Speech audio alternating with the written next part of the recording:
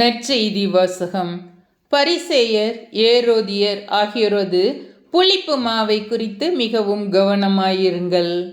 Mark எழுதிய தூய நற்செய்தியிலிருந்து வாசகம். அதிகாரம் 8 இறைவசனங்கள் 14 முதல் 21. அக்காலத்தில் சீடர்கள் தங்களுக்கு தேவையான அப்பங்களை எடுத்து செல்ல மறந்துவிட்டார்கள். படகில் அவர்களிடம் ஓர் அப்பம் மட்டுமே இருந்தது.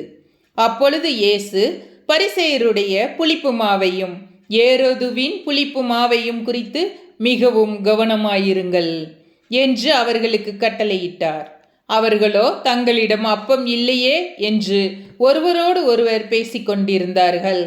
இதை அறிந்த இயேசு அவர்களை நோக்கி, நீங்கள் உங்களிடம் அப்பம் இல்லை என ஏன் பேசிக்கொள்கிறீர்கள்?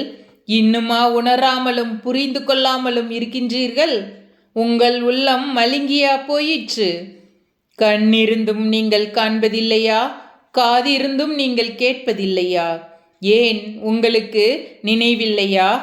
5 அப்பங்களை நான் 5000 பேருக்கு பிட்டு அளித்த போது மீதியான துண்டுகளை எத்தனை கூடைகள் நிறைய எடுத்தீர்கள் என்று அவர் கேட்க, அவர்கள் 12 என்றார்கள்.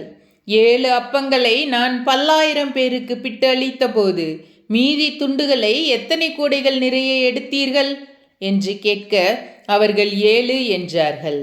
மேலும் அவர் அவர்களை நோக்கி, இன்னும் உங்களுக்கு புரியவில்லையா என்று கேட்டார். ஆண்டவரின் அருள்வாக்கு. கிறிஸ்துவே உமக்கு புகழ்.